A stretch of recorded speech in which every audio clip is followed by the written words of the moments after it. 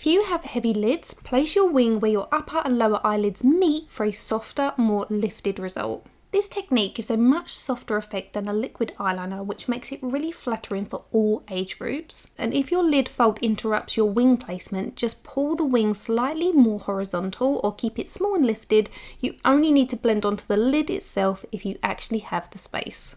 It's key to go in with some eyelash colours to lift your eyelashes. This is going to expose the very outer corner of your eye and make this technique a little bit easier for you. This is one of my favourite colours for the very outer corner because those lashes can be quite stubborn on many people. So if you're interested in trying the curler, I'll link it in the description for you. As always, I'm reaching for the Lisa Eldridge Seamless Glide Eye Pencil. The reason I'm using a long wear gel pencil for this is because it gives you enough play time to blend and shape the wing, but once it sets, it stays put. You can't really do this with just any eyeliner pencil though, because some formulas are much more waxy and stiff, so they don't move or blend as easily. I've taken this along the upper waterline so we don't lose any lid space. Next we're going to take the Refa number 23 brush. I love this because it's a tiny pencil brush and it will fit at the outer corner of your eye really easily. If you prefer a tinier, more precise wing, try the brush that I use at the very end. So I've coated the brush with the gel eyeliner. Then you want to nestle the tip of it at the very outer corner of your eye where both your top and lower lid meet.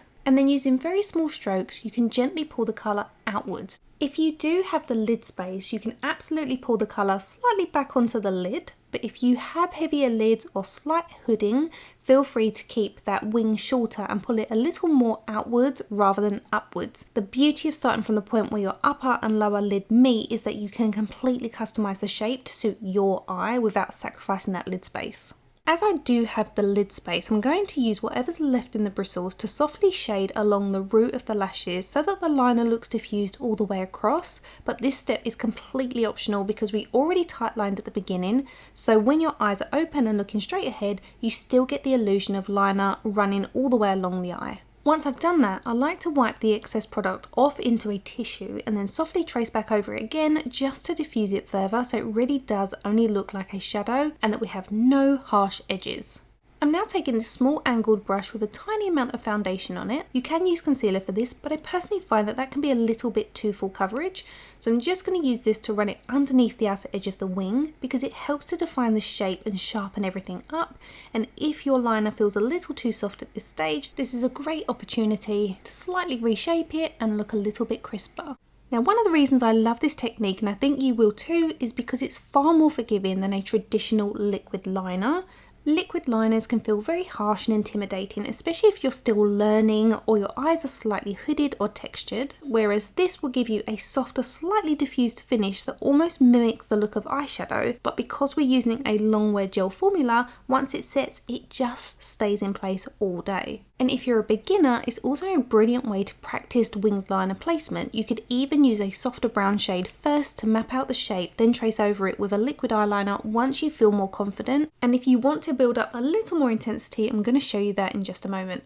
You've just seen me apply a little bit of eyelash primer first just to really make the most of the natural eyelashes. The one I'm using is by Lancome, it's the Cils Booster XL, and now I'm going in with the Lancome Lashadow Mascara.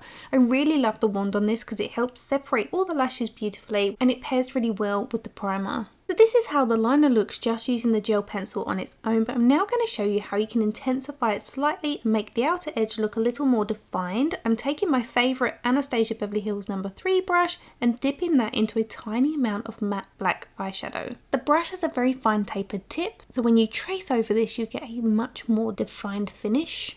But as you can see, the edging is still slightly diffused, which I think is much more flattering. Now, if you are worried about transfer because you're now using eyeshadow, you can mix this with a little bit of the Inglot Duraline to make it waterproof, or you could swap this step for a liquid eyeliner if a defined crisp finish is more your style.